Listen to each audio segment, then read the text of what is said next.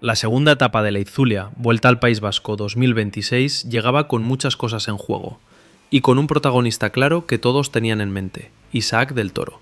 El mexicano arrancaba esta etapa después de una primera jornada complicada.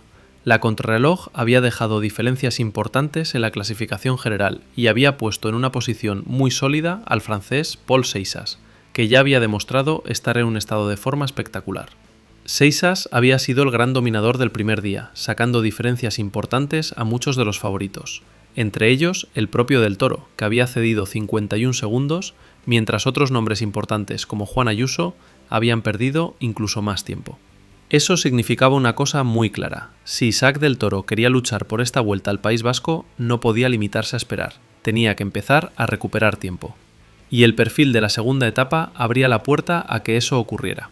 La jornada salía de Pamplona rumbo a Lecumberri, con un recorrido de 164,9 kilómetros que sobre el papel parecía de media montaña, pero que escondía varios puntos donde la carrera podía romperse. El pelotón tenía por delante 2 puertos de tercera categoría, 2 de segunda y un puerto de primera categoría en la parte final, además de un último tramo explosivo que podía generar diferencias. Era el típico recorrido del País Vasco: carreteras duras, subidas cortas pero exigentes y un terreno perfecto para que los corredores más agresivos intentaran algo desde lejos. Pero había un detalle importante: el equipo Decathlon AG2R, donde milita Paul Seixas, salía a defender el liderato. Y eso cambia completamente la dinámica de una carrera. Cuando tienes al líder de la general, el equipo empieza a controlar el ritmo del pelotón, vigilar las fugas y evitar que los rivales puedan sorprender.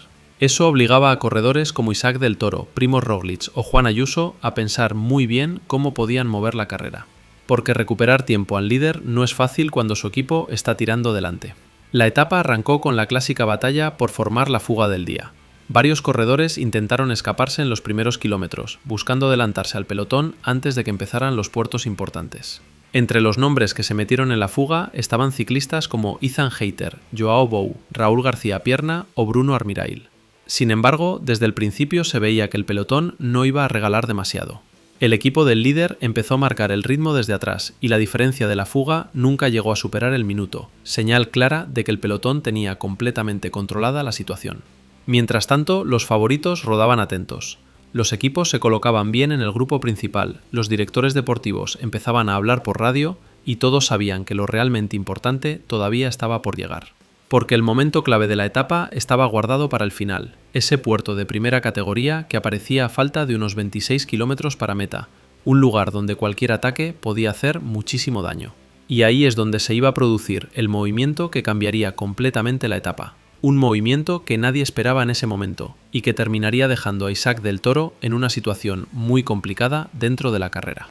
La carrera llegó al punto decisivo exactamente donde muchos esperaban que algo ocurriera: el puerto de primera categoría a falta de unos 26 kilómetros para la meta. Hasta ese momento la situación parecía bastante controlado. La fuga del día había sido neutralizada poco a poco, el pelotón seguía compacto y los favoritos rodaban relativamente tranquilos. Pero en el ciclismo hay momentos en los que todo cambia en cuestión de segundos, y eso fue exactamente lo que pasó. Cuando la carretera empezó a inclinarse y los corredores se preparaban para afrontar la parte más dura de la subida, Paul Seixas decidió hacer algo que muy pocos esperaban: atacó. Pero no fue un ataque cualquiera, fue un ataque seco, violento, lanzado desde lejos y sin esperar a que nadie reaccionara. El francés sabía perfectamente lo que hacía. Después de la contrarreloj ya tenía una ventaja importante en la clasificación general y entendía que la mejor manera de defender el liderato era seguir atacando. En cuanto arrancó, el efecto fue inmediato. El grupo de favoritos tardó unos segundos en reaccionar, y en el ciclismo profesional unos segundos pueden decidir una etapa entera. Mientras algunos corredores dudaban y miraban hacia atrás, esperando que otros tomaran la responsabilidad de perseguir, Seixas empezó a abrir hueco. Y aquí ocurrió uno de los momentos clave del día. Isaac del Toro no estaba bien colocado en ese instante de la carrera. El mexicano quedó algo retrasado dentro del grupo justo cuando el ataque se produjo, lo que le obligó a gastar más energía para intentar reaccionar. Cuando quiso avanzar posiciones, posiciones y empezar la persecución, Seixas ya tenía unos segundos de ventaja. Y el problema es que ese tipo de ataques, cuando vienen de un corredor que está en estado de gracia, son muy difíciles de neutralizar. El francés empezó a volar en la subida. Uno tras otro fue alcanzando a los corredores de la fuga que habían estado delante durante toda la etapa, mientras detrás el grupo de favoritos empezaba a desorganizarse. Algunos intentaban reaccionar, otros dudaban y muchos miraban a Isaac del Toro, porque en ese momento todos sabían que el mexicano era uno de los principales rivales en la clasificación general. El propio del Toro intentó ponerse al frente del grupo para empezar a recortar la diferencia, pero había un problema: nadie quería trabajar demasiado. Corredores como Primož Roglič o Florian Lipovic preferían guardar fuerzas, esperando quizás su propio momento para atacar. Y mientras el grupo dudaba, Pol Seixas seguía aumentando la ventaja metro a metro. La diferencia empezó a crecer rápidamente, primero 10 segundos, luego 20, después 30, y cuando el francés alcanzó la parte final del puerto, ya estaba claro que el movimiento había sido un golpe muy serio para todos los favoritos, especialmente para Isaac del Toro, que ahora se encontraba en la difícil situación de tener que perseguir a un corredor que parecía ir en otro ritmo completamente diferente. Pero lo peor para el mexicano todavía estaba por venir, porque lo que ocurrió después en el descenso y en los últimos kilómetros terminaría por sentenciar completamente la etapa.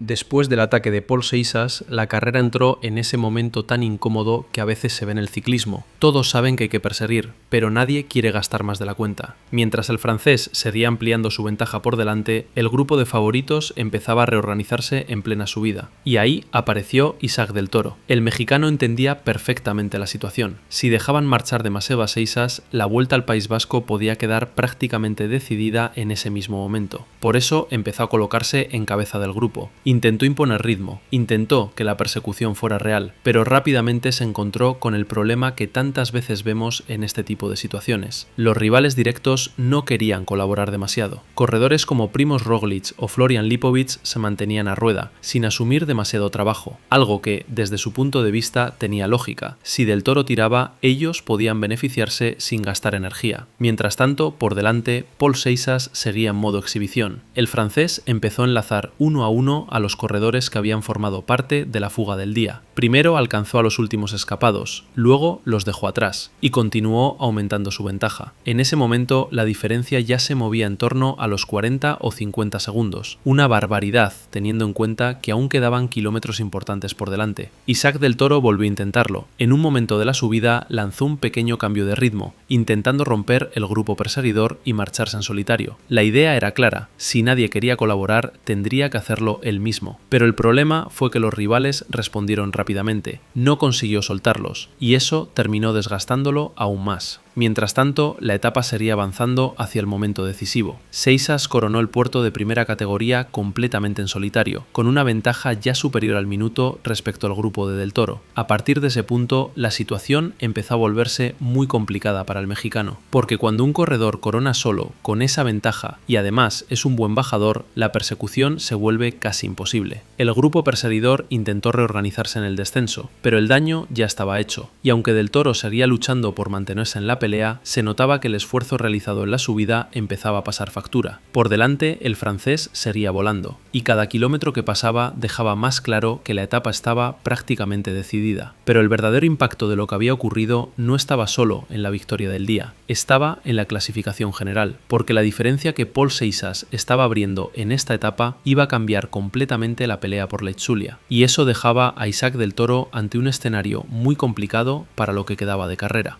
Una vez coronado el puerto de primera categoría, la carrera prácticamente quedó dividida en tres escenarios. Por delante, completamente solo, Pol Seixas. Detrás, un pequeño grupo perseguidor intentando salvar lo que podían de la etapa. Y un poco más atrás, Isaac del Toro luchando por no perder aún más tiempo. El francés sabía perfectamente lo que tenía entre manos. Había atacado en el punto exacto de la carrera donde más daño podía hacer, y ahora tenía el terreno ideal para rematar la jugada. Porque después del puerto llegaba un descenso técnico y rápido, y cuando un corredor va en solitario caballo en ese tipo de terreno muchas veces puede mantener o incluso ampliar la ventaja. Y eso fue exactamente lo que ocurrió. Seixas bajó con una seguridad impresionante, manteniendo un ritmo altísimo mientras el grupo perseguidor no terminaba de organizarse. Mientras tanto, en el grupo donde rodaba Isaac del Toro, la situación era cada vez más complicada. El mexicano intentó mantenerse con los mejores durante el descenso, intentando minimizar pérdidas, pero el esfuerzo de la subida ya había pasado factura. En los últimos kilómetros de carrera, el grupo de favoritos empezó a romperse definitivamente. Algunos corredores intentaban ataques para pelear por las posiciones de honor, mientras otros simplemente trataban de sobrevivir hasta meta. Isaac del Toro hizo lo que pudo. Intentó mantenerse en la pelea, intentó seguir el ritmo de los que buscaban el podio de la etapa, pero hoy no era su mejor día. Finalmente, Pol Seixas cruzó la línea de meta completamente en solitario, levantando los brazos después de una de las exhibiciones más contundentes que hemos visto en esta edición de la Itzulia. Una victoria construida desde muy lejos, una victoria basada en el ataque, y una victoria que manda un mensaje muy claro al resto de la carrera. Detrás, los grupos fueron llegando poco a poco. Algunos corredores pelearon por las posiciones del podio de la etapa, mientras que Isaac del Toro terminó cruzando la meta con más de un minuto de pérdida respecto al ganador. Un resultado duro para el mexicano, porque más allá de la etapa, lo realmente importante era la clasificación general. Después de este golpe, la diferencia con Pol Seixas se dispara, y eso significa que, si del Toro quiere volver a meterse en la pelea por la Itzulia, tendrá que empezar a atacar en las próximas etapas, porque esperar ya no es una opción. Ahora la carrera está en manos del francés. Pero en el ciclismo, las vueltas nunca se ganan hasta el último día, y todavía quedan etapas por delante donde Isaac del Toro puede intentar darle la vuelta a la situación. Así que ahora quiero preguntarte algo. Después de lo que hemos visto hoy, ¿crees que Pol Seixas ya ha sentenciado esta vuelta al País Vasco? ¿O todavía veremos a Isaac del Toro reaccionar en las próximas etapas? Te leo en comentarios.